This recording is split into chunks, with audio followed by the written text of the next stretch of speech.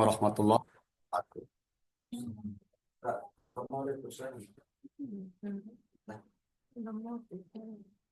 Bisa didengar suara kami? Oke. Baik, teman-teman sekalian, eh, salam sehat semua, salam satu jiwa. Walaupun kita sudah di jam 14.25, kita masih tetap berada di kantor masing-masing. Tentunya ini sebuah kekuatan bagi kita sehingga kita akan dapat melakukan kegiatan-kegiatan rutin kita. Baik teman-teman, yang perlu kami sampaikan di teknik pelaporan BOP ini ada beberapa kendala yang saya perhatikan di laporan teman-teman terkait dengan uh, hubungan antara beberapa item kegiatan itu harus saling sinkron teman-teman. Nah, permasalahan selama ini teman-teman mungkin belum membuat rencana kegiatan penyuluh pertanian. Nah, contoh di bulan Januari 2025.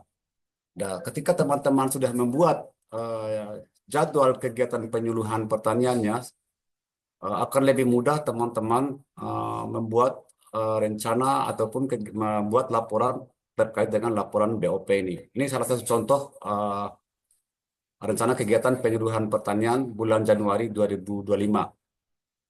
Nah, karena di sana ada beberapa ruang lingkup teman-teman yang harus dipahami, teman-teman. Di ruang lingkup kegiatan ini ada perencanaan, ada pelaksanaan, ada pengembangan metode, dan ada monitoring dan evaluasi. Dan yang terakhir adalah ada lainnya. Nah, ketika teman-teman sudah membuat rencana kegiatan seperti ini, teman-teman tidak akan repot dalam membuat laporan atau membuat rencana kunjungan, teman-teman. Ini harapan kami, sehingga teman-teman nanti dalam membuat laporan tidak terlalu sulit, gitu. Baik, teman-teman, kita lanjut ke bagaimana sih cara membuat laporan BOP yang seperti disampaikan oleh Bu Desi dan Pak Basri tadi. Nah, tentunya teman-teman sudah tahu cara masuk ya, cara masuk di Google dengan mengetik Epuslu 2025. Nah, teman-teman, kalau teman-teman menggunakan handphone, teman-teman juga bisa langsung membuat laporan di saat teman-teman berada di lapangan. Ini tidak terlalu repot, teman-teman. Sama seperti teman-teman dulu membuat laporan pulsa. Jadi teman-teman bisa menggunakan HP, masuk dan login menggunakan Google. Ini sangat mudah, teman-teman. Oke, sekarang kita masuk ke Epusluh 2025 dan login. Nah, sekarang sudah muncul, teman-teman, Epusluh 2025. Silakan klik dan masuk. Setelah itu, teman-teman, nanti akan muncul masuk ke akun Anda. Begitupun di handphone, teman-teman. Ini salah satu contoh punyanya Ibu Masita dari Ambalawi ya. Kita lanjut. Oke. Oke, selamat datang. Biasanya teman-teman yang baru masuk di sini akan diminta mengisi data pelatihan sertifikasi. Tapi kan ini sudah diisi dari teman-teman yang sudah mengikuti diklat sertifikasi, teman-teman nanti ada pilihannya, sudah atau belum. Kalau sudah, teman-teman sudah harus memilih sudah. Nah, kalau memilih sudah berarti teman-teman harus menyiapkan nomor dan data-data yang diperlukan dalam SK sertifikasi penyuluhan pertanian itu sendiri. Nah, kalau belum tinggal dilanjut. Nanti ada perintah silakan buat laporan. Oke, kita lanjut ya. Oke, tinggal teman-teman setelah melihat seperti model ini tinggal klik laporan BOP. Ya. Nah, di sini teman-teman nanti ketika klik ini sudah ada laporannya ya, sudah ada laporannya. Jadi nanti silakan ada perintah buat laporan di sini biasanya. Oke. Nah, di sini ada perintah buat laporan, tinggal diklik buat. Teman-teman kalau saat ini menggunakan handphone, masuk Zoom lewat laptop, coba dibuka HP-nya. menggunakan dimasuk lewat HP-nya. Oke, setelah klik buat, kita lanjut. Nanti akan muncul seperti ini. Di sini pertama teman-teman setting tanggal sesuai dengan jadwal yang telah teman-teman buat. Setelah setting tanggal, teman-teman langsung setel, ketika mengklik langsung setel.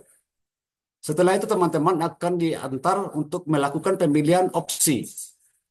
Nah, pemilihan pertama adalah di ruang lingkup kegiatannya. Seperti yang saya sampaikan di awal bahwa ada beberapa opsi ini. Pertama perencanaan, yang kedua pelaksanaan, yang ketiga pengembangan metode, dan yang keempat monitoring dan evaluasi. Lalu yang terakhir adalah lainnya. Setelah kita klik salah satu ini, contoh nanti kita klik perencanaan teman-teman. Nah, ketika kita mengklik perencanaan, di dalam uraian kegiatan akan muncul tiga opsi juga. Ada penyusunan programa dan ada identifikasi potensi wilayah. Nah, tinggal nanti teman-teman melihat apakah yang direncana kerjanya adalah melakukan penyusunan programa atau identifikasi potensi wilayah. Ya, seperti ini teman-teman. Nah, sekarang kita lanjut. Ketika kita mengklik identifikasi potensi wilayah, nah, sudah muncul nih. Ketika uraian kegiatan kita adalah identifikasi potensi wilayah, maka materi kegiatan adalah identifikasi data potensi wilayah, sumber daya alam, sumber daya manusia, dan sumber daya ekonomi. Nah, di sini teman-teman, karena identifikasi data potensi wilayah ini, tinggal teman-teman memilih apakah teman-teman melakukan supervisi melalui pertemuan ataupun kunjungan. Nah, tinggal kita lanjut. Oke, kunjungan. Kita klik kunjungan. Oke. Setelah kita klik kunjungan, ya, nanti ada pilihan sasarannya, teman-teman. Ada pilihan sasarannya. Di sini kita pilih sasarannya, ya kan? Sasarannya siapa? Ya. Nah, biasanya teman-teman kalau mengumpulkan data di balai desa, berarti yang kita kunjungi adalah aparat desa. Ya, adalah aparat desa. Setelah itu, teman-teman, kalau teman-teman mengambil data di kelompok tani, silakan klik Poktannya. Nah, kalau teman-teman berkunjung ke salah satu petani, teman-teman bisa mengklik petani. Di sini ada pilihannya, petani usia di atas 39 tahun dan petani usia di bawah usia 19 sampai 39 tahun. Nah, ini semua tergantung metode yang teman-teman pilih. Kita lanjut. Nah, ini modelnya terjadinya teman-teman. Nah, ini modelnya. Di sini kita lihat bahwa ruang lingkup kegiatannya adalah perencanaan, terus urutan kegiatannya adalah identifikasi potensi wilayah, materi kegiatannya adalah identifikasi data potensi wilayah SDA, SDM, dan SDE, terus metodenya kunjungan, tujuan kegiatannya adalah untuk memperoleh data SDA, SDM, dan SDE. Sedangkan sasarannya adalah aparat desa. Nah, di jumlah sasaran ini ada 3 orang. Siapa saja teman-teman yang ada pada saat itu. Contoh, pengambilan data lokasinya adalah di Balai Desa Nipa. Nah, outputnya, setelah teman-teman tentunya output daripada pengambilan data itu adalah telah diperoleh data SDA, baik itu luas lahan, luas sawah, luas pekarangan, begitu juga SDM-nya. keadaan penduduknya, terus keadaan kelompok taninya, begitu. Selanjutnya ada lagi sumber daya ekonominya. Nah, setelah semua ini sudah diisi, teman-teman tinggal nanti mengklik jelajah ini, mengklik jelajah, lalu nanti akan teman-teman tinggal mencari foto. Nah, contoh seperti ini teman-teman. Teman-teman mencari foto pengambilan data di desa tersebut. Nah, contohnya seperti ini. Klik open. Nanti dengan sendirinya nanti akan muncul seperti ini. Ini bagian perencanaan sudah selesai teman-teman. dari kegiatan pertama. Nah, bagaimana teman-teman kalau teman-teman melakukan pelaksanaan penyuluhan pertanian? Nah, di pelaksanaan penyuluhan ini ada beberapa opsi teman-teman pilihannya, ya. Ada diseminasi informasi dan materi pertanian, ada pengawalan dan pendampingan RDKK. Ini semua tergantung pada kondisi pada saat itu. Nah, teman-teman kalau melakukan penyuluhan secara otomatis melakukan diseminasi informasi dan materi pertanian. Diseminasi itu adalah proses penyebarluasan informasi penyuluhan pertanian. Nah, ada juga teman-teman, ada pelatihan, ada bimbingan teknis, ada farmer fair day atau hari lapang tani. Semua itu tergantung pada kondisi atau tujuan daripada rencana yang teman-teman buat. Oke, kita lanjut. Kita pilih di sini, klik diseminasi informasi dan materi penyuluhan pertanian. Oke. Nah, setelah kita memilih diseminasi informasi dan materi pertanian, maka materi penyuluhan apa yang akan kita sampaikan. Contoh di sini adalah materi penanaman padi sistem Jajar Legowo. Nah, kalau teman-teman di sini melakukan pertemuan atau demplot, teman-teman pilih demonstrasi. Ya, kalau teman-teman ingin menyampaikan ceramah secara mendalam, teman-teman bisa menggunakan memilih pertemuan. Jika teman-teman ingin berkunjung ke beberapa petani, contohnya berkunjung ke petani yang umur di atas 39 tahun. Nah, itu masuk kategori kunjungan perorangan. Tapi teman-teman ingin melakukan ceramah, teman-teman harus memilih pertemuan. Seperti teman-teman. Nah, jika teman-teman ingin melakukan penyuluhan lewat media digital, ya teman-teman bisa membuat channel YouTube dan lain-lain. Ini kalau dilihat dari beberapa pilihan ini. Oke, kita lanjut. Apa tujuannya kalau kita pilih demonstrasi, teman-teman? Nah, kalau kita memilih demonstrasi, maka tujuannya adalah agar 65% petani memiliki sikap positif terhadap sistem Jajar Legowo. Nah, kenapa petani harus memiliki sikap positif? Ya, yang melakukan demonstrasi ini siapa? Apakah penyuluhnya? Apakah salah satu petaninya? Ya, teman-teman. Jadi demonstrasi itu bisa dilakukan oleh penyuluhnya, bisa dilakukan oleh petani demonstrator. Ya, tinggal nanti sasarannya teman-teman memilih apakah petani yang berusia 39 tahun ke atas atau petani yang itu kalau teman-teman melakukan kunjungan. Ya, jadi seperti itu teman-teman. Kita lanjut. Nah, ini modelnya teman-teman. Jadi kalau demonstrasi agar petani memiliki sikap positif terhadap sistem Jajar Legowo, karena ini sasarannya adalah Poktan, teman-teman, berarti ya sekurang-kurangnya 10 peserta. Kurang-kurangnya 10 peserta teman ini kalau sasaran teman-teman ke Poktan. Lalu lokasi kegiatannya adalah contohnya di mana teman-teman di WKPP-nya. Contohnya di Sowatujara.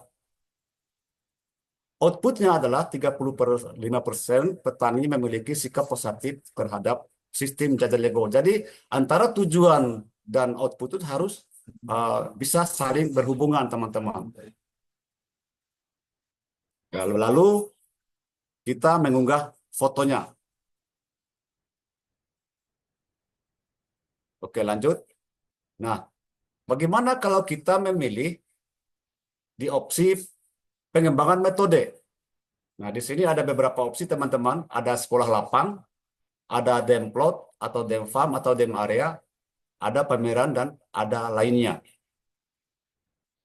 Nah, seperti ini teman-teman. Ada pengembangan metodenya. Oke. Ketika nanti kita memilih demplot, seperti ini teman-teman. Jadi demplot, kita kembali ke demonstrasi cara sama teman-teman. Sama dengan di atas ya tadi.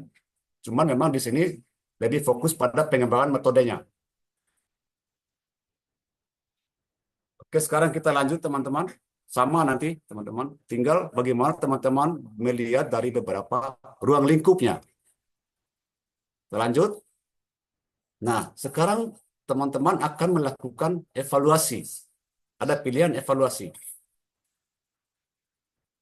Nah, di sini teman-teman, tadi beberapa waktu yang lalu misalnya teman-teman sudah melakukan penyuluhan tentang sistem Jajar Legowo. Tapi teman-teman ingin melakukan evaluasi. Sampai sejauh mana tingkat pengetahuan, keterampilan, dan sikap petani terhadap materi penyuluhan yang telah disampaikan. Nah, contoh di sini materinya adalah sikap petani terhadap sistem Jajar Legowo. Makanya kita pilih evaluasi. Nah, ketika teman-teman ingin melakukan evaluasi terhadap penilaian kelas kelompok, maka di sini di materi kegiatannya adalah peningkatan kelas kelompok. Contohnya seperti itu. Terus kalau monitoring, monitoring adalah memonitor, ya, melihat secara dekat fakta-fakta yang terjadi. Nah, seperti itu. Terus ada lagi di bawah ini adalah monitoring harga pembelian pemerintah gabah kering panen. Jadi teman-teman biasanya jalan-jalan ke penggilingan melihat mengetahui bagaimana sih harga gabah ketika petani menjual dengan harga kering panen. Contohnya di beberapa daerah seperti di Kecamatan Sanggar biasanya eh, kebanyakan di sana menjual gabah kering panen. Jadi seperti itu teman-teman. Tinggal teman-teman memilih. Oke, kita lanjut. Ketika kita memilih evaluasi. Oke. Nah, di evaluasi ini teman-teman, kalau teman-teman evaluasinya perorangan, maka teman-teman memilih metode kunjungan. Kalau teman-teman evaluasinya secara keseluruhan, maka teman-teman bisa memilih pertemuan. Nah, seperti itu teman-teman. Nah, kalau teman-teman ingin melakukan evaluasi interaksi jarak jauh, teman-teman melakukan interaksi jarak jauh, mungkin lewat HP dan lain-lain. Ini kalau kami melihat, memperhatikan dari beberapa pilihan metode ini. Oke, kita lanjut. Nah, seperti ini teman-teman yang coba kita lihat, evaluasi sikap petani. Untuk mengetahui sikap petani terhadap sistem Jajar Legowo. Di sini jumlah sasarannya 3 contohnya. Dari hasil evaluasi teman-teman, ternyata baru 2 orang yang memiliki sikap positif terhadap Jajar Legowo. Nah, inilah outputnya teman-teman. Lalu setelah itu baru kita mengunggah fotonya. Ya, kita lanjut ke lainnya. Nah, di lainnya teman-teman, contoh kemarin teman-teman mengikuti kegiatan pemilihan DPC contohnya. Pemilihan DPC. Teman-teman di situ bertindak sebagai moderator ataupun bertindak sebagai pembawa acara ataupun bertindak sebagai bidang koordinator bidang masing-masing. Di dalam koordinator bidang teman-teman menyampaikan beberapa eh, rencana kerja. Ya, di situ teman-teman nanti tinggal memilih pertemuan untuk membahas rencana kerja bidang pengkajian dan inovasi contohnya. Sasarannya siapa? Penyuluh pertanian ASN. Nah, di situ kan ada beberapa sasaran teman-teman. Ada sasaran penyuluh TLTB, penyuluh swadaya, dan lain-lain. Contoh, jumlah sasarannya adalah 40. Nah, berdasarkan hasil yang telah diperoleh, rencana kerja utama di bidang pengkajian adalah budidaya pekarangan pangan bergizi.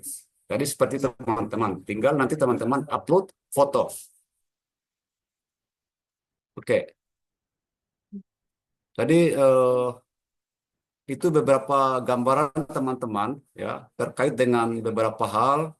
Nanti untuk lebih jelasnya nanti teman-teman bisa mengajukan raise hand untuk bertanya supaya kita memiliki keseragaman dalam pelaporan. Demikian yang bisa kami sampaikan. Mudah-mudahan penyampaian singkat ini bisa memberikan pemahaman bagi teman-teman semua. Terima kasih. Assalamualaikum warahmatullahi wabarakatuh. Waalaikumsalam warahmatullahi wabarakatuh. Baik, kita Ucapan terima kasih kepada Pak Ma'ruf telah memaparkan teknis pelaporan BOP dengan sangat luar biasa.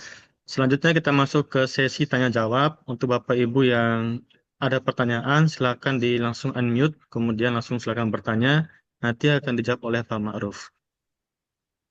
Silakan Bapak Ibu, mungkin ada pertanyaan?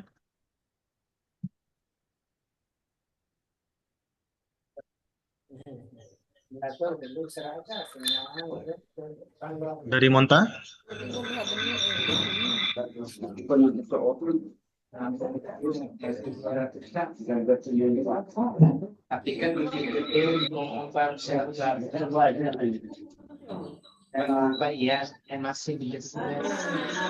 Yang ada pertanyaan atau masih ada yang ingin diperjelas kembali, silakan Bapak Ibu langsung di unmute.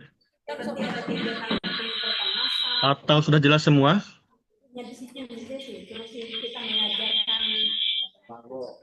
Ya, silakan Pak Mawardin Tulip. Silakan di unmute.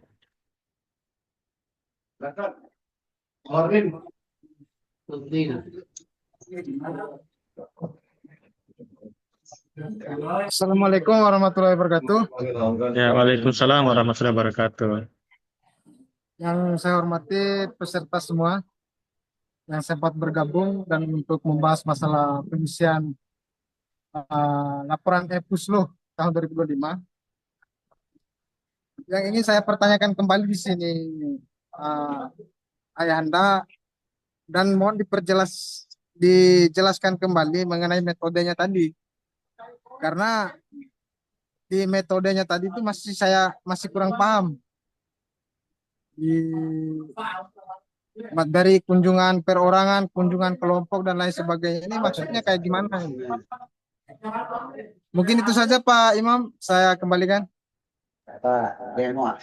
Ya, terima kasih. Mau langsung dijawab atau ditampung dulu? Tampung dulu Pak. Mungkin ada yang sama Tampung dulu ya. Ya, silakan ada pertanyaan berikutnya dari Ibu Dewi Sri Yuliati. Silakan, Bu.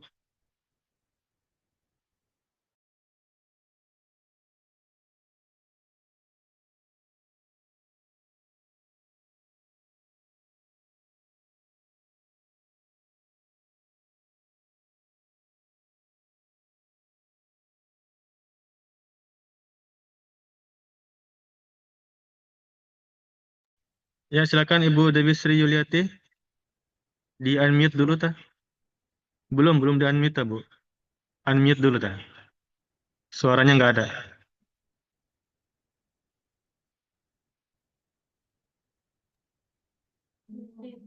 Udah? Ya, sudah. Silakan. Izin Bismillahirrahmanirrahim. Assalamualaikum warahmatullahi wabarakatuh.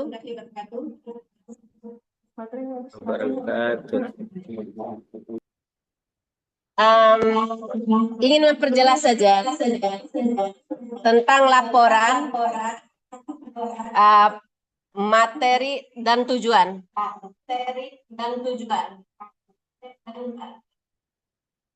Kalau dipaparkan sama Pak Maruf tadi, itu sesuai dengan apa yang ada di matriks programa. Jadi yang ingin kita capai itu adalah prosentasenya. Dan yang diharapkan itu adalah outputnya berapa yang mampu kita laksanakan dalam tahun tersebut. Bisa di ini nggak? Oh iya. Nah, harapan yang pertama itu Pak Maruf izin Kakanda yang ganteng. Amada ingin bertanya, di dalam kegiatan kita itu adalah pelaksanaan. Pada saat kita membuat program itu adalah perencanaan, Pak. Jadi saya memiliki pikiran ketika kita sudah melaksanakan pelaksanaan itu, maka tujuan kita itu apa di situ?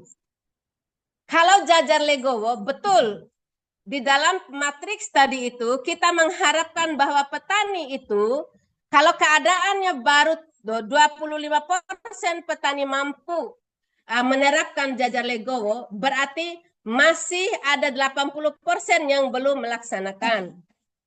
Itu adalah yang kita rancang, yang akan kita kerjakan. Sekarang kita memberikan materi penyuluhan itu.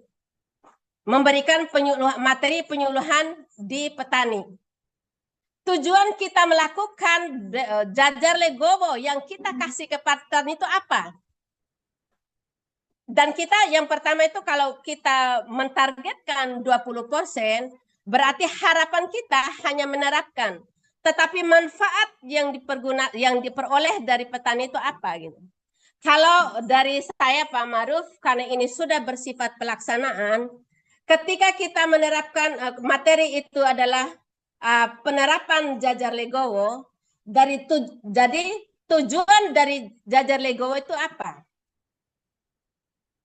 Ya bisa saja kita yang pertama tujuan pelaksanaan jajar legowo meningkatkan jumlah anakan, yang kedua menghindar agar tidak terjadi serangan hama dan penyakit yang cukup tinggi, penyerapan nutrisi yang cukup bagus.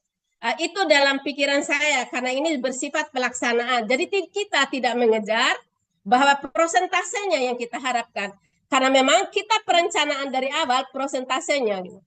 Terus yang selanjutnya outputnya itu yang diharapkan tuh apa?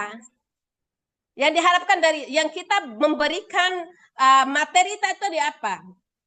Yang kita harapkan itu adalah meningkatkan pengetahuan sikap dan kesadaran petani itu untuk melaksanakan jajar legowo. Nah, kalau kita meningkat yang 30% tadi itu adalah realisasi apa yang kita lakukan.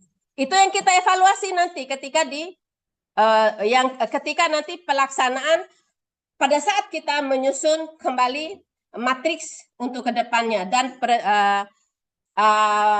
matriks dari penyuluhan dari apa? Matriks dari yang kita susun setiap tahun programa. Jadi itu Pak Maruf mungkin dari saya. Jadi betul apa yang disampaikan oleh Abang, tetapi kalau menurut Mada, ini hanya menurut aja Pak ya, karena kita punya tanggapan yang berbeda, karena di sini mungkin baru juga. Jadi yang diharapkan kalau kita memilih pelaksanaan, maka itu tujuan itu harus jelas yang diambil oleh petani tersebut. Jadi harapan kita mampu diserap, tapi tujuan kita menyampaikan itu apa untuk petaninya. Mungkin itu dulu dari saya Pak Maruf. Nanti selanjutnya kita berkembang di diskusi selanjutnya. Demikian, Assalamualaikum warahmatullahi wabarakatuh. Baik, terima kasih. Kita batasi sesi pertama sampai 3 penanya. Dari BPP Monta. Silakan dari BPP Monta.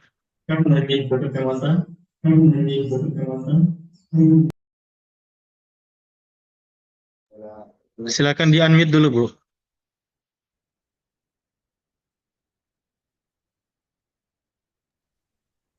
Itu sudah. Iya, sudah. Assalamualaikum warahmatullahi wabarakatuh. Terima kasih atas kesempatannya. Izin bertanya terkait dengan metode kegiatannya, DAE. Metode kegiatan yang dimaksud pada pemilihan demonstrasi, DAE. Maksudnya demonstrasi ini yang kita lakukan sebelumnya atau pada saat pelaksanaan, seperti contohnya pada saat melakukan penyemprotan, terus pada saat penanaman, apakah itu kategorinya masih demonstrasi atau apa, Dae? Mohon diperjelas karena kan kita untuk demonstrasi yang jelas sih pada saat kegiatan mungkin. Itu mungkin dari saya, Dae, kalau yang lainnya sudah dipahami. Baik, terima kasih. Terima kasih. Ya, terima kasih Bu. Jadi untuk sesi pertama kita batasi sampai 3 pertanyaan. Dari pertanyaan Pak Mawardin dan dari PPP Monta mungkin nanti bisa dijadikan satu Pak Ma'ruf ya.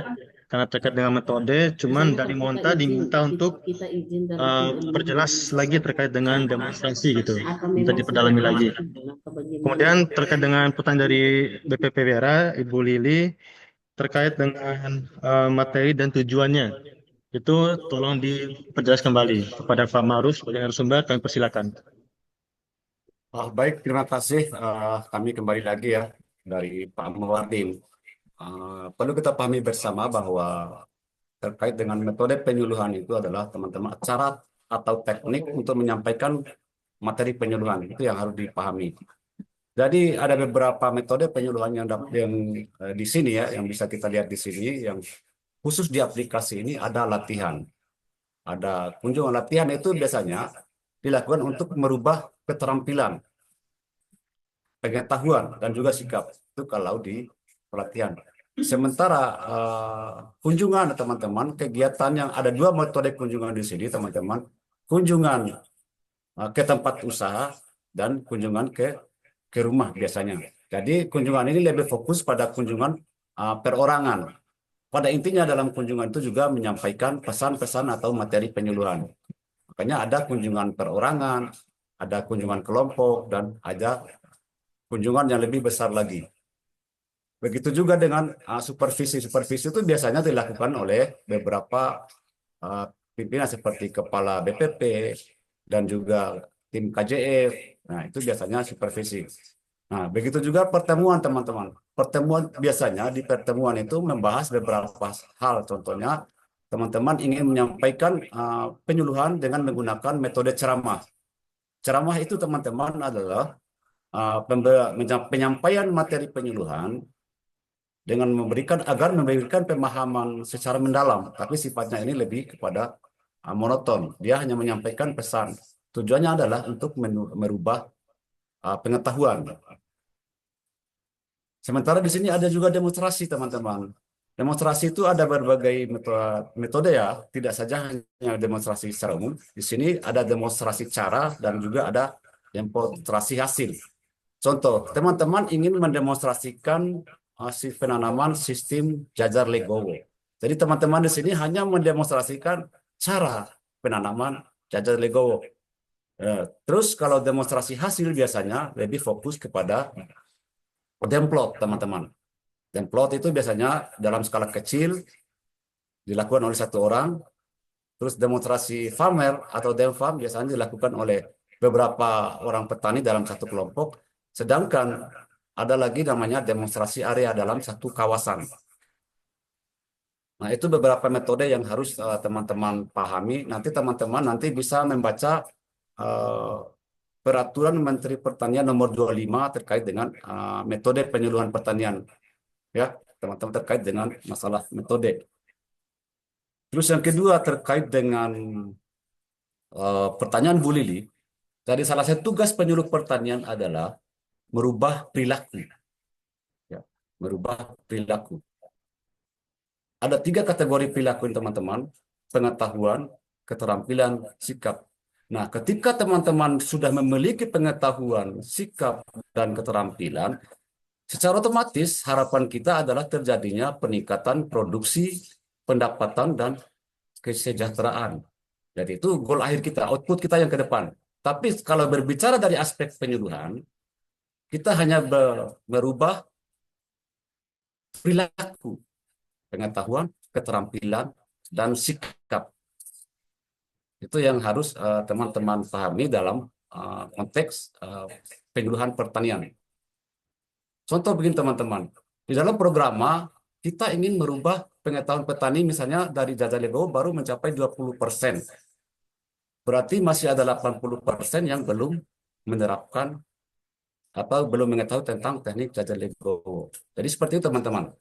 Jadi bedakan dari aspek penyuluhan dengan aspek teknis lainnya. Kalau kita berbicara aspek teknis, baru kita melakukan peningkatan produksi. Tapi di dalam aspek penyuluhannya, kita hanya merubah 3 perilaku ini, dan pada tahap terakhir adalah terjadinya diseminasi informasi atau proses adopsi inovasi. Itu tujuan kita. Jadi dari tahapan adopsi inovasi ada sadar, minat, menilai, mencoba, dan menerapkan. Kita hanya pada tahap itu, teman-teman, ketika dalam melakukan penyuluhan. Jadi itu terkait dengan presentasi, tujuan, dan output yang kita ingin capai. Lalu yang ketiga dari Bu Yani ya, terkait dengan metode apa eh, yang digunakan pada saat kegiatan. Nah, contoh di dalam penyuluhan, Ibu Yani melakukan demonstrasi cara tanam jajar legowo. Nah, demonstrasi tadi sudah saya sampaikan, ada beberapa demonstrasi teman-teman, ada demonstrasi cara, ada demonstrasi hasil. Nah, ada demonstrasi berdasarkan luas, seperti demplot.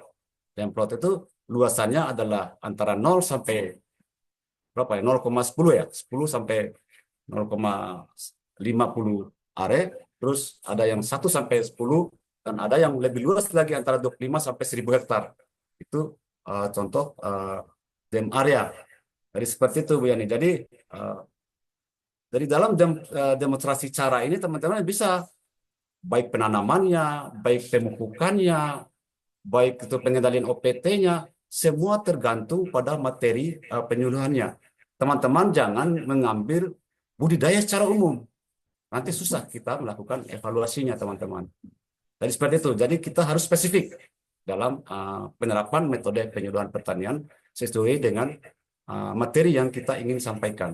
Jadi itu mungkin beberapa hal yang bisa kami sampaikan. Terima kasih. Mungkin ada lagi tambahan? Saya tambahkan ini. Baik, terima kasih tambahan dari Pak Basri. Ya, Ya, silakan Pak Basri.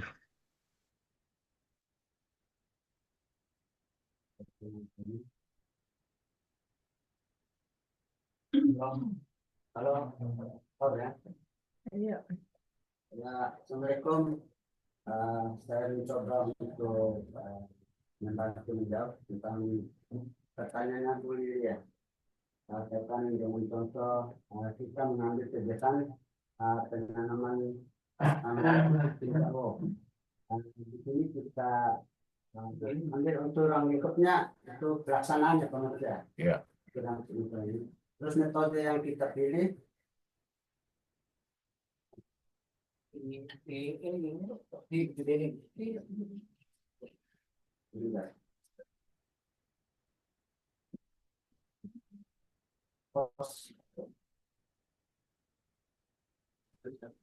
halo, masuk ya? Saya mencoba menjawab untuk pertanyaannya Ibu Lili ya.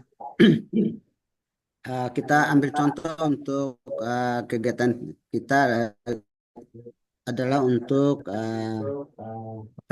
penanaman padi sistem Jarwo. Untuk ruang lingkupnya kita pilih untuk pelaksanaan. Terus ini tergantung metode kita. Metodenya dengan kunjungan atau demo. Kita ambil untuk metodenya metode demo. Di waktu kita melakukan demonstrasi cara untuk penanaman Jarwo, apa menjadi tujuan kita? Tujuan kita di sini kita bisa menilai apakah ada perubahan meningkatnya pengetahuan petani, keterampilan petani dan sikap petani. Misalnya kita ambil untuk tujuan kita meningkatkan pengetahuan petani tentang cara penanaman tanaman padi jajar legowo dengan sistem jajar legowo. Maka tujuan akhirnya kita apa? Tujuan pasti tidak jauh dari apa yang menjadi outputnya tidak jauh dari apa yang menjadi tujuan kita. Kalau dengan Pak Maruf biasanya pakai persentase untuk hasilnya. Kan kita ini ngambil tujuan secara umum aja untuk meningkatkan pengetahuan petani tentang sistem tanam jajar legowo. Maka untuk output akhirnya adalah meningkatnya. Kita cuma rubah katanya aja. Meningkatkan tujuannya menjadi meningkatnya pengetahuan petani gitu. Untuk secara umumnya. Kalau untuk secara spesifiknya harus kita pakai persentase yang seperti yang dijelaskan oleh Pak Maruf ini. Mungkin itu untuk pelaporan teknik pelaporannya. Itu antara ruang lingkup, materi, tujuan dan outputnya sudah berkaitan. Yang harus kita lihat dulu bagaimana foto yang kita ambil itu terkait jumlah sasaran dan di mana sasarannya. Mungkin sekian. Assalamualaikum warahmatullahi wabarakatuh. Yang baik, terima kasih kepada Pak Basri atas tambahannya. Jadi bagaimana kepada penanya? Apakah sudah jelas atau masih ada yang perlu didiskusikan kembali?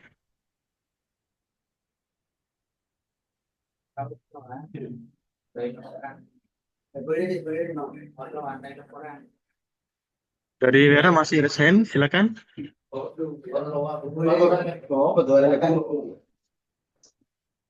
Masih ada yang ingin didiskusikan dari Vera, masih resign. Lampu, lampu, lampu. Ah, tidak terlihat jadinya. Ya, Bu Lili, angkat tangan. Silakan Bu Lili. Di unmute dulu.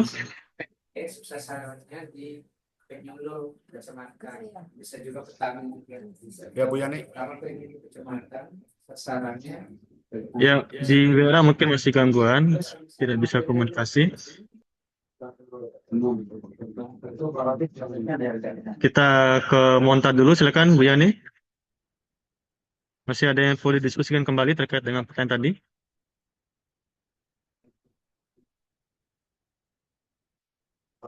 Dari Monta, silakan.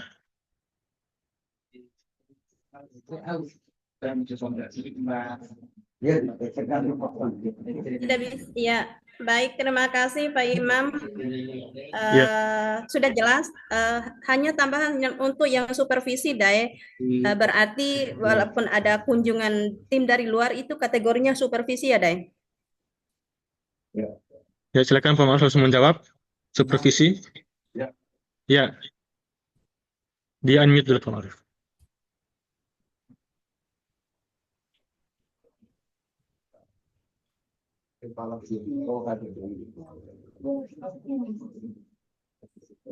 Ya, jawabannya ya. Kemudian langsung ke Lambu.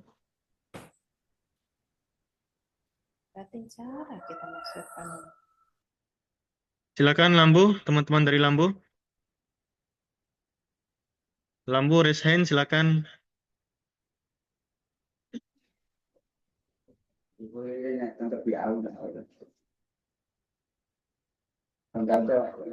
Ya, silakan Lambu. Assalamualaikum warahmatullahi wabarakatuh. Ya, Waalaikumsalam warahmatullahi wabarakatuh.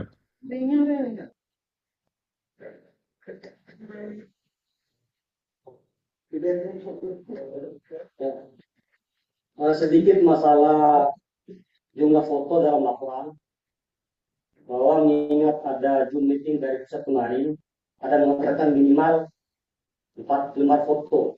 Berbicara minimal itu berarti bisa lebih.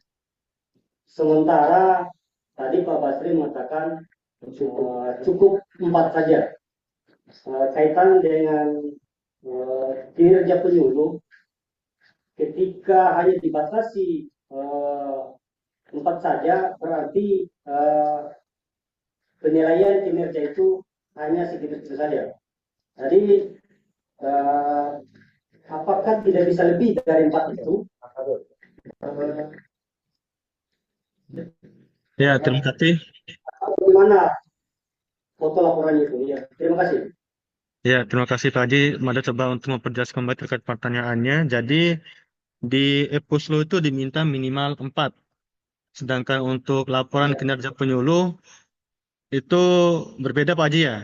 Harusnya lebih dari 4 gitu. Karena akan mempengaruhi dari nilai kinerja penyuluh tersebut itu. Silakan Pak Maruf, bisa langsung menjawab.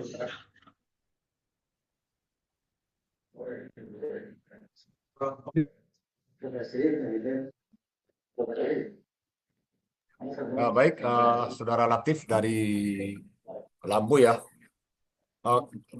Kalau kita lihat di laporan BOP yang tahun ini teman-teman, ini sebenarnya kalau kita lihat, karena kita nanti mungkin baru ke pusat itu sekitar tahun 2026 mungkin ya. Jadi untuk sementara terkait dengan laporan kinerja ini teman-teman, kita masih mengacu pada seperti kegiatan tahun kemarin teman-teman. Nah,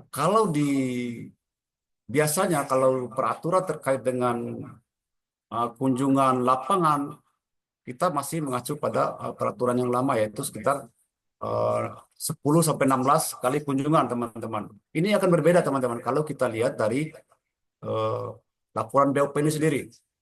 Sangat beda.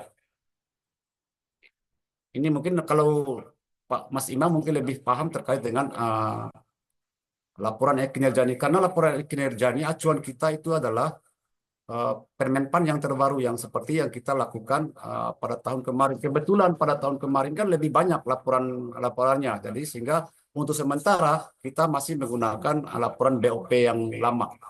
Tetapi kalau laporan yang ini karena teman-teman sudah mengirim di laporan EPUSLE ini tidak ada blanko nanti yang akan harus ada format sendiri sama dengan format yang kita buat pada tahun sebelumnya. Itu mungkin itu gambaran sementara teman-teman. Untuk dijadikan laporan kinerja ini saya rasa tidak mencukupi kalau hanya 4 kali kunjungan. Tapi di sini hanya untuk laporan BOP. Mungkin untuk lebih jelasnya mungkin kepada Mas Imam mungkin akan lebih terperinci terkait dengan laporan kinerja. Silakan Mas Imam. Ya, jadi izin menambahkan terkait dengan laporan BOP di aplikasi ePuslu dengan laporan kinerja di aplikasi e-kinerja itu berbeda Bapak Ibu sekaliannya. Jadi laporan BOP tersendiri menggunakan cara yang baru. Jika dulu kan kita menggunakan template Excel dulu ya, kita upload menjadikan laporan BOP, kemudian upload menjadi laporan e-kinerja. Artinya itu satu kali jalan, 2 pulau terlampaui gitu ya. Nah, sekarang ini berbeda. Sekarang ini format laporan BOP kita tidak menggunakan format Excel, tapi langsung diupload foto, kemudian diberikan keterangan materi segala macam itu. Sehingga yang diharapkan dari admin kabupaten adalah cukup minimal 4 atau lebih sedikit lah untuk laporan BOP-nya saja, agar teman-teman kabupaten juga lebih cepat untuk memverifikasinya. Seperti itu. Kemudian, terkait dengan laporan kinerja penyuluh, kemungkinan nanti kita masih menggunakan format yang lama, format Excel tersebut. Nah, itu baru yang dibuat 8 sampai 16 laporan. Nanti terkait dengan laporan kinerja penyuluh, kita akan bahas ke Zoom berikutnya, karena itu akan ada sisi tersendiri. Seperti itu Bapak Ibu sekalian. Kira-kira bagaimana, sudah jelaskah? Atau masih ada yang ingin didiskusikan? Ya, silakan Pak Basri.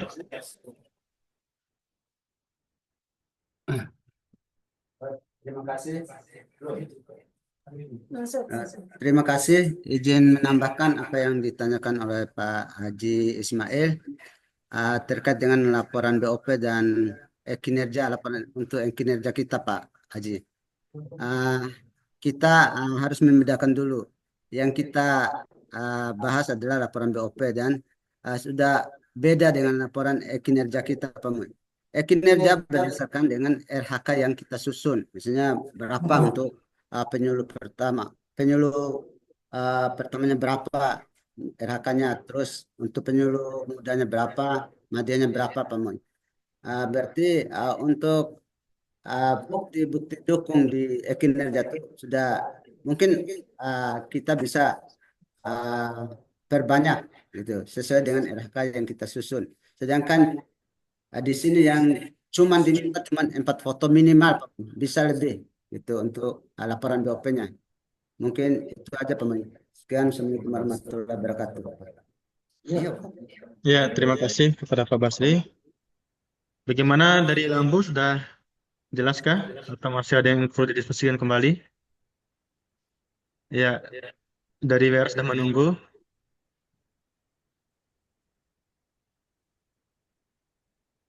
Baik, jika tidak ada lagi, silakan kita beri kesempatan kepada BPP Wera.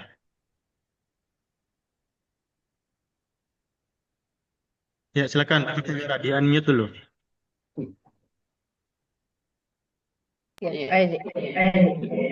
Halo? Ya, sudah. Oh, terima kasih Pak, saya dibantu pimpinan BPP sebentar Pak. Siap. Sesuai dengan apa yang dibicarakan tadi, masalah laporan ini Pak ya. Ini laporan ini terutama yang di sasaran penyuluhan ini, yang kita mau bahas ini adalah sasaran yang ada dalam program atau materik, dan sasaran yang diharap yaitu berupa subjeknya, yaitu orangnya kan Pak. Nah sekarang Ibu Li tadi menyampaikan masalah pelaksanaannya Pak. Nah pelaksanaannya apakah juga masalah kepada subjeknya atau objeknya? Karena tadi kegiatan kita masalah objek Pak, yaitu ke jajar legonya, bukan orangnya. Karena ada objeknya.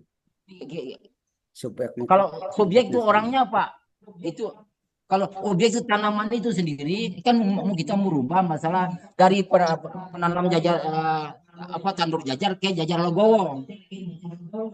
Kan begitu. Nah, sekarang bagaimana? Yang mana yang kita mau fokuskan di dalam laporan kita ini, apakah subjeknya apa objeknya? Ya, coba ya. Ya, yang ingin dipertegas sama kita di Vera itu, biar kita satu eksepsi bahwasannya yang disampaikan tadi itu seperti jajar legowo.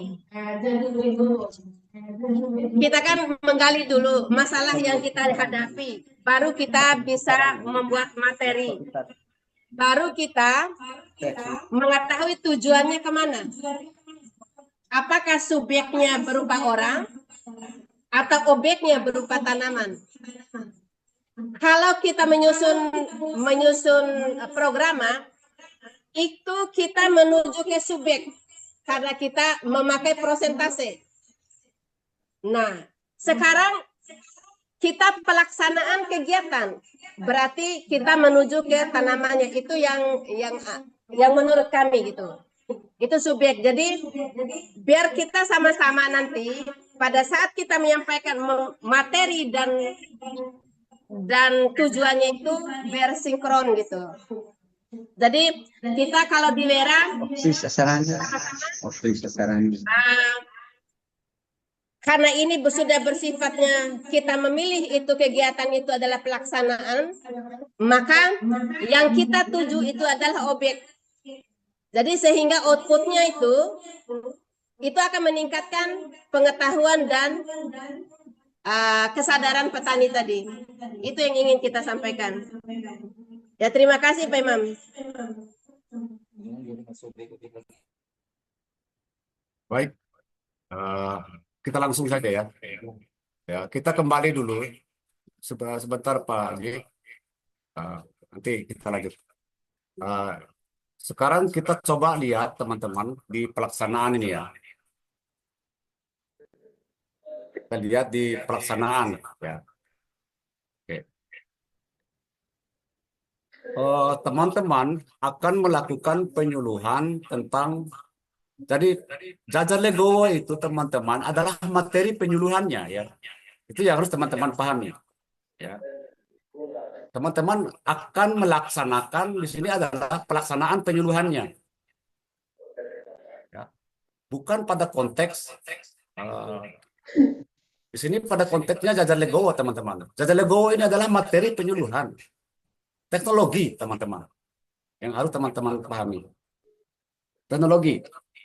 Jadi, karena pelaksanaan penyuluhan teman-teman, contoh di sini, teman-teman melakukan penyuluhan pada tanggal 1. Tanggal 11 bulan 1. Ya, pada saat penyuluhan tentu teman-teman mempunyai tujuan. Tujuannya adalah agar petani memiliki sikap positif terhadap sistem jajar legowo. Ya kan? Nah, setelah itu teman-teman, nah, apa sih output pada hari itu? Teman-teman setelah melakukan penyuluhan pasti akan ada output. Outputnya adalah petani memiliki sikap positif. Itu kalau berbicara dari aspek penyuluhan. Nah, kalau kita di sini tujuannya adalah meningkatkan produksi, apa iya pada hari ini kita mengetahui outputnya? Berarti kita harus menunggu beberapa bulan ke depan, baru kita mengetahui outputnya. Kalau berbicara dari aspek peningkatan produksinya. Di sini tugas penyuluh hanya menyampaikan materi penyuluhan pertanian tentang jajar legowo. Ini jajar legowo ini materi, Pak. Materi penyuluhannya atau teknologinya. Nah, penyuluhan di sini dilakukan pada tanggal 11 bulan Januari. Pada saat itu kita harus mengetahui output dari penyuluhannya. Sehingga dari hasil evaluasinya teman-teman mengetahui bahwa dari 65% tujuannya, oh ternyata hanya 30%, 35% yang tercapai sikapnya. Begitu teman-teman.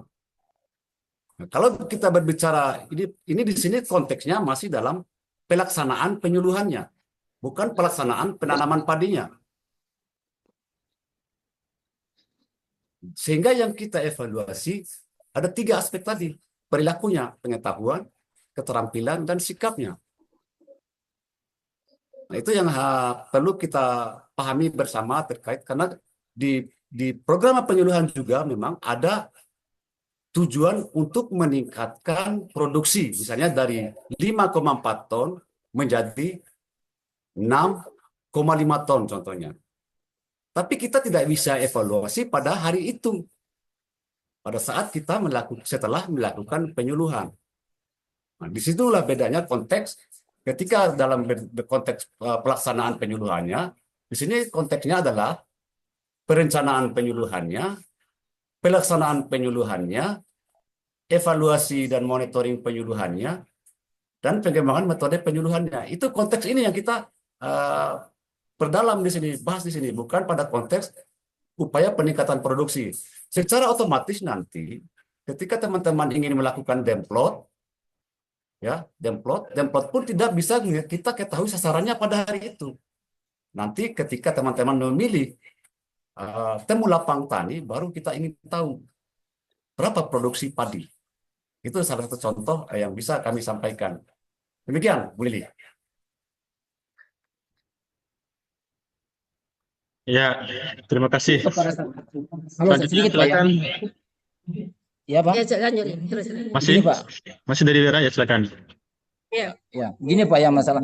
Kalau memang kita sepakat bahwa sasaran itu yang menjadi fokus kita, berarti orangnya kan Pak. Satu bahasa, bab asumsi kawan-kawan di sini bisa saja objeknya, padahal itu subjek. Penyuluhan itu kan subjeknya yang diharapkan. Supaya satu bahasa, kalau memang subjek ya subjek gitu loh. Ya Pak, terima kasih.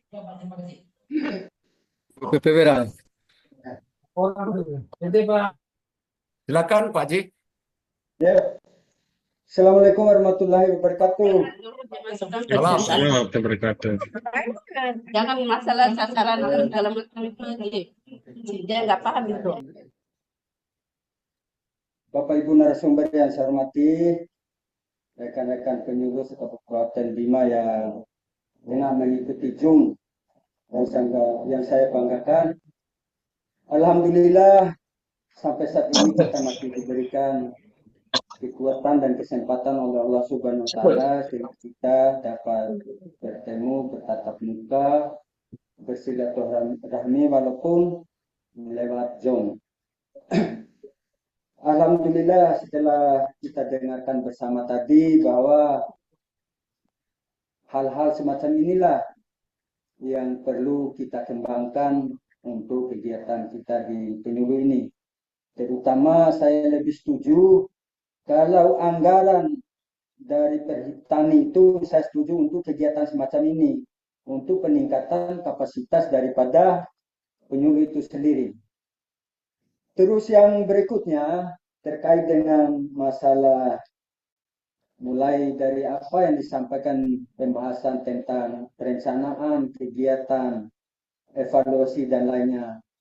Tadi itu tentang aspek daripada kegiatan penyuluhan perlu kita pahami bersama dan kita sepakat bahwa penyuluhan itu sasarannya adalah petani. Petani yang menjadi sasaran kita. Apa yang kita akan sulukan, apa yang kita inginkan kepada petani itu, yaitu merubah PKS-nya. Pengetahuan, keterampilan, dan sikap. Agar petani tahu, mau, dan mampu melaksanakan teknologi apa yang kita anjurkan itu. Nah, sehingga outputnya itu bisa terukur dari segi pengetahuannya. Misalnya, kalau kita pilih metode ceramah atau diskusi, itu kan tujuannya untuk meningkatkan pengetahuannya. Artinya, cukup untuk meningkatkan pengetahuan. Saya sependapat dengan Ibu Lili tadi, jangan kita terlalu jauh untuk mencapai ke persentasenya. Karena memang tujuan kita ini untuk meningkatkan daripada pengetahuan. Kalau demonstrasi cara untuk penerapan jargon, artinya tujuan ataupun output kita yang ingin kita inginkan itu adalah meningkatkan keterampilan petani untuk melakukan penanaman dengan sistem jargon. Artinya apa yang kita tuangkan di dalam output itu bukan merupakan prosentasenya, tetapi tergantung dari metode apa yang kita laksanakan pada saat kita melakukan kunjungan ataupun pertemuan tersebut. Hanya itu saja mungkin sekedar sumbang saran, Pak. Terima kasih. Assalamualaikum warahmatullahi wabarakatuh. Waalaikumsalam warahmatullahi wabarakatuh. Terima kasih kepada Pak Haji telah memberikan beberapa masukan dan arahan. Selanjutnya dipersilakan kepada nama akun Zoom Mulyadi SST yang sudah raise hand, silakan di unmute, Bu. Mulyadi SST kok Najma? Nama akunnya Mulyadi SST, silakan Bu Najma. Assalamualaikum warahmatullahi wabarakatuh. Waalaikumsalam warahmatullahi wabarakatuh. Sebelumnya Bapak Ibu, salam satu jiwa. Iya, berjiwa-jiwa. Salam berjiwa-jiwa. Yang saya tanyakan masalah cuti, Pak. Yang disampaikan sama Ibu Desi tadi. Katanya tadi, kalau cuti, BOP-nya dipotong 1 bulan. Karena tidak bisa membuat laporan BOP. Apakah cuti berkaitan dengan BOP, Pak? Sementara kalau saya lihat, kalau kita cuti atau meninggalkan tugas, yang dipotong hanya tukin. Kenapa dikaitkan dengan BOP, Pak? Apakah sudah ada juklak dan juknisnya? Mohon penjelasannya, Pak. Makasih banyak. Assalamualaikum warahmatullahi wabarakatuh. Salam satu jiwa. Ya, salam berjiwa-jiwa.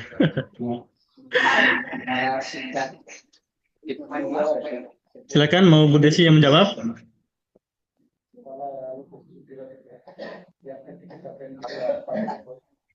Di unmute dulu, Kak.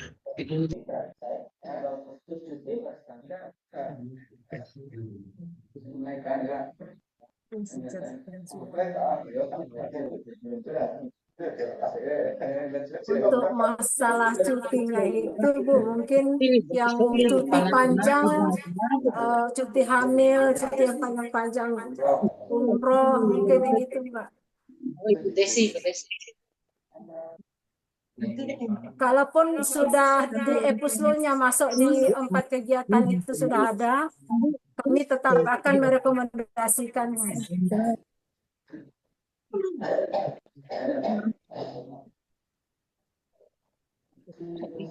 Ya, jadi yang ditampilkan ini contoh Bapak Ibu sekalian ya.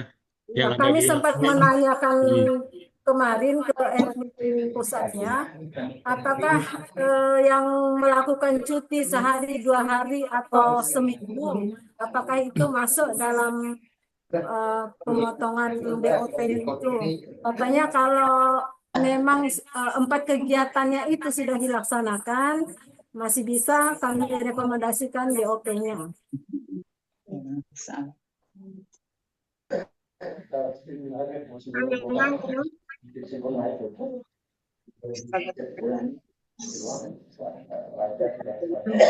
Bagaimana dari Bu Najma?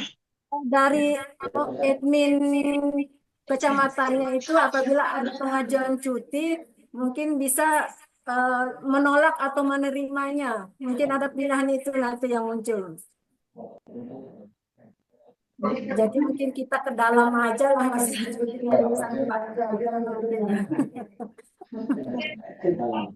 maksudnya lingkup dinas nih. Lanjut Pak Imam ya. Sudah gimana Bu Najma? Sudah? Gimana dari Bu Najma? Makasih banyak Pak Imam. Salam Ya, jiwa. sama-sama.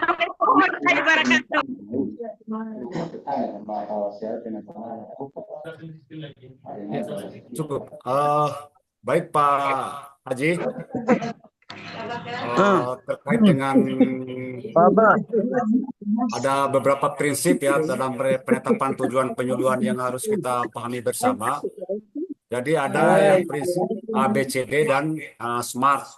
Ya, teman-teman, acuan kita di situ. Jadi kalau A, B, C, D, teman-teman, audience ya, sasarannya siapa.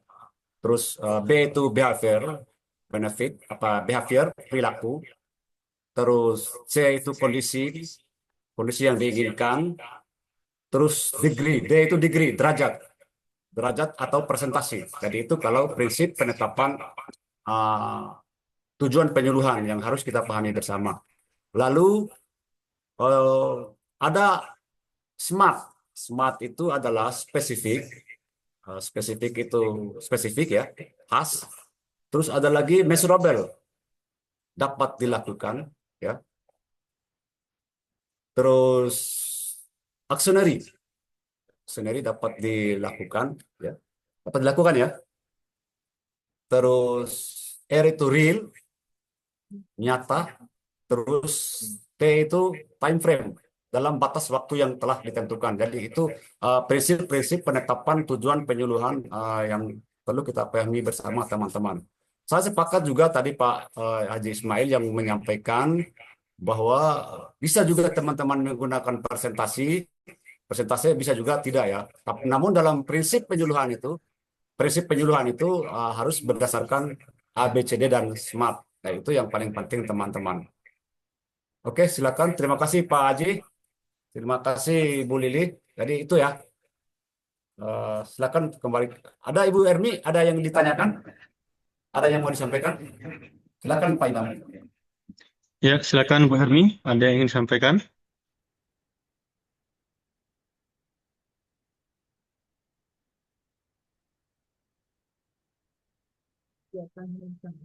Silakan di unmute Bu Hermi, ada yang ingin disampaikan?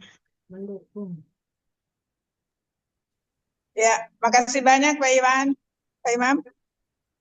Assalamualaikum warahmatullahi wabarakatuh. Waalaikumsalam Saya warahmatullahi ingin wabarakatuh.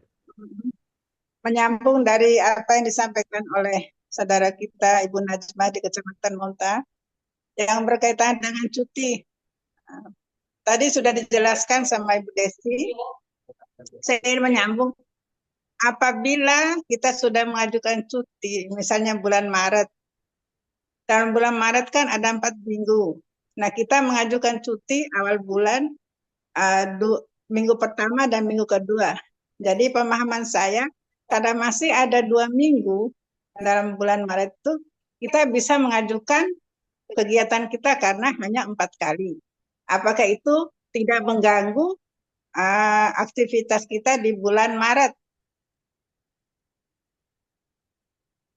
Blok apa, Imam? Iya, iya. Iya, Pak. Jadi artinya kan kita tidak mengganggu BOP kita di bulan Maret. Masih sisa 2 minggu. Jadi kita mengambil minggu ketiga dan keempat. Ya, mohon penjelasannya.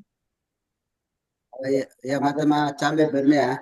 Mungkin untuk cuti ini kita tekankan untuk cuti hamil dan cuti naik haji. Mungkin itu yang mungkin cutinya panjang. Kalau untuk cuti tahunan kan cuma 12 hari. Memang masih ada kita kesempatan untuk 12 hari. Laporan BOP-nya untuk hari-hari berikutnya setelah kita masuk, setelah selesai cuti, Bu Ermi. Mungkin itu, Bu Ermi. Itu aja jawabannya, Pak. Ya, makasih banyak. Semangat semuanya. Ya, Assalamualaikum warahmatullahi wabarakatuh. Ya, Waalaikumsalam warahmatullahi wabarakatuh. Jadi bagaimana? Sudah selesai semua ya Bapak Ibu sekalian untuk sesi diskusi kita? Sudah tidak ada pertanyaan lagi? Pak Hero, mungkin ada tambahan. Masih ada pertanyaan tambahan? Silakan.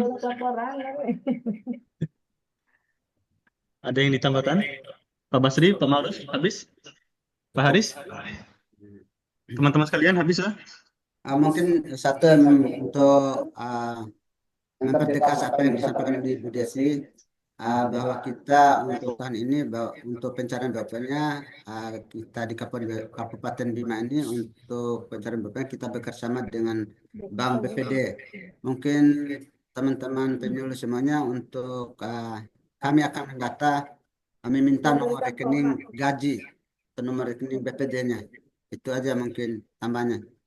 Nanti formatnya akan dikirim lewat grup. Terima kasih.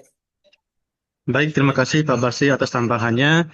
Jadi berhubung sudah selesai waktu diskusi kita, jadi kita akhiri sesi kita pada siang hari ini. Sangat luar biasa Bapak Ibu sekalian, kita bisa bertemu lewat Zoom meeting. Semoga kita diberi kesehatan, umur panjang, sehingga kita bisa bertemu kembali di pertemuan-pertemuan berikutnya lagi. Dan saya sebagai moderator mengucapkan permohonan maaf jika selama pertemuan atau Zoom meeting ada salah kata dan salah ucap. Saya haturkan permohonan maaf. Terakhir, kita tutup kegiatan ini dan mengucapkan alhamdulillahirrabbilalamin. Wassalamualaikum warahmatullahi wabarakatuh. Waalaikumsalam warahmatullahi wabarakatuh. Salam satu jiwa. Satu jiwa. Salam satu jiwa. Salam satu jiwa. Salam satu jiwa. Mantap. Satu jiwa. Satu hati. Salam belahan jiwa. Ada seguran di provinsi, tidak ada laporan. Enggak. Tidak ada. Ada. Kalau provinsi apa